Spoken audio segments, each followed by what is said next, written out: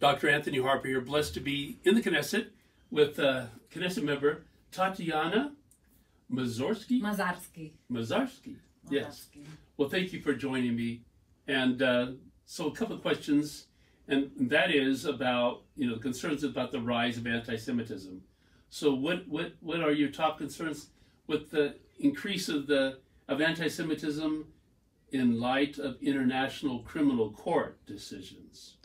מה הדאגות הכי מרכזיות שלך לגבי העלייה באנטישמיות, במיוחד בהקשר למה שקורה בבתי המשפט הפליליים בעולם? תופעת אנטישמיות היא לא תופעה חדשה. Anti-Semitism is not a new concept for us. אנטישמיות קיימת כבר מאות שנים. It's been going on for hundreds and hundreds of years, thousands. Yeah, even thousands of years. לאור המאורעות האחרונים במלחמת חרבות ברזל, התופעה היא הוחמרה. In light of the recent war, it's gotten even worse. וההחמרה הזאת וההגברה הזאת היא קשורה למה שמשדרים בתקשורת הבינלאומית. The reason why it's gotten so bad, in her opinion, is because of what's being broadcasted in the media. כי המדיה והתקשורת משדרים את השקרים ולא משקפים את האמת, מה שבאמת קורה במזרח התיכון. The media is showing a lot of false information and not what's really happening in the Middle East. ישראל הותקפה. Israel was attacked. עברנו טבח חמור וזוועתי. We went through a huge and terrible massacre. ביום אחד רק נהרגו ונרצחו 1,200 איש. 1,200 people were killed in a single day. ביניהם ילדים, קשישים, נשים. Children, elderly, women. 253 אזרחים שלנו נחטפו לשבי. 253 citizens of Israel were taken hostage. נלקחו מהמיטות שלהם בפיג'מות יחפים והועברו לעזה. They're taken from their beds and their pajamas without even any shoes. They're taken straight to Gaza. מחבלים עשו זוועות ורצח מאוד מאוד אכזרי בהרבה אזרחים ישראלים. The terrorists committed acts of cruelty that were unimaginable. וכל זה לא שודר ולא השתקף במדיה הבינלאומית. The media did not fully showcase what happened on that day. רק אחרי שהתחלנו להחזיר ולנסות להגן על עצמנו, אז התחילו לשדר כאילו צבא שלנו תוקף את העם הפלסטיני המסכן. Only after our retaliation did the media start to cover what was happening in a negative light towards Israel, saying that we were the attackers and we were attacking the Palestinians.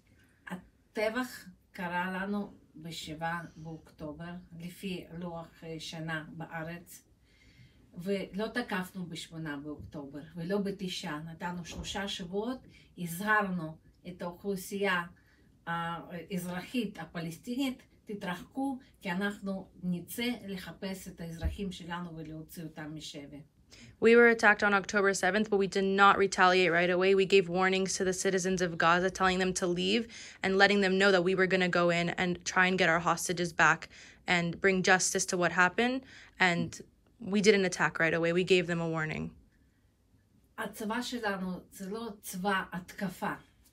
We are not an army that attacks for no reason. We are a humanitarian army. צה"ל זה ראשי תיבות צבא הגנה לישראל.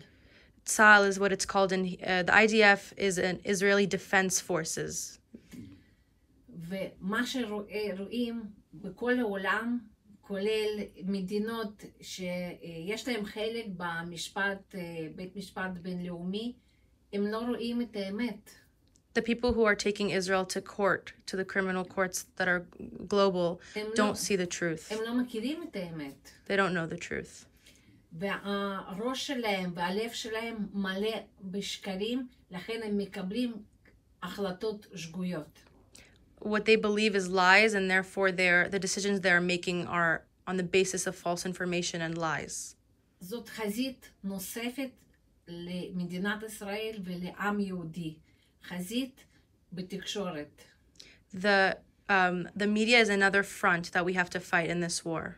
ואנחנו מפסידים במלחמה הזאת. And in that front, we are losing. וההפסד בחזית הזאת גורם להפסד גם בחזיתות אחרות.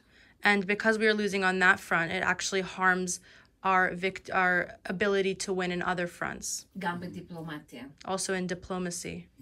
ואנחנו המדינה שוחרת שלום, מדינה שבנויה על עקרונות הדמוקרטיים. We're a country that is built on democratic values and peace. ואנחנו רוצים להראות את מי שאנחנו באמת לכל העולם. And we want people to see that. ומי שבאמת מכיר אותנו זה קהילות נוצריות מהעולם. The Jews around the world are really who know us and who know our intentions. ואנחנו מודים מאוד על התמיכה שאנחנו מקבלים מכל מיני כנסיות וקהילות במדינות שונות, במיוחד בארצות הברית. We're especially thankful to the Christian community who recognize our intentions and who support us throughout all of this. כמובן על התפילות. And of course, we're also very grateful for the prayers כמובן על התרומות. and the donations. ואנחנו צריכים וזקוקים לתמיכה דיפלומטית פוליטית. We need now political, diplomatic assistance as well. אז תודה רבה שאתם איתנו. So thank you. The final comment, what do you expect to happen with President Trump moving back to the White House? מה את מצפה שיקרה שהנשיא טראמפ עכשיו חוזר לבית הלבן? ישראל ידע לעבוד עם כל הממשלות של ארצות הברית. Israel has known how to deal with all of the previous governments in the United States. כי תמיד, אבל תמיד ארצות הברית שמרה על האינטרסים שלה. But the U.S. always took care of its own interests as well.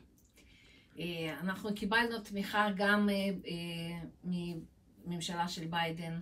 We did get support from Biden's administration. להגיד שזה מספיק או לא מספיק, לי אין תשובה. To say if it's enough or not enough, she doesn't have an answer. עובדה שהחטופים שלנו טרם חזרו הביתה. The fact that our hostages still aren't home. הם עדיין נמקים במנהרות. They're still in the tunnels in Gaza. עדיין עוברים עינויים מהרוצחים. Going through torture. והציפיות שלי אישיות מטראמפ, שהוא אישיות חזקה והוא באמת אוהב את ישראל. She says because Trump has a very strong personality and loves Israel, she has good expectations from him and from his administration. הוא כבר הוכיח בקדנציה הקודמת שהוא חבר טוב של מדינת ישראל ושל העם היהודי. He showed us already in his past term that he's a good friend to Israel and to the Jewish people. אישית מאחלת לו בהצלחה גם בקדנציה הזאת. I personally wish him good luck also in this current term. A lot of Christians in America have voted for President Trump, of course, many other people in America, and many Christians want to convey to you that they are praying for you and blessing Israel in every way. הוא אומר שהרבה נוצרים בארצות הברית הם גם תומכים בטראמפ והם גם נותנים הרבה ברכות לעם היהודי ולישראל שהם ממש אומרים שהם פה בשבילנו והם תומכים בנו. We thank you for supporting. It's very important for us. Thank you. God bless you. Thank you for sharing. Thank you. Thank you.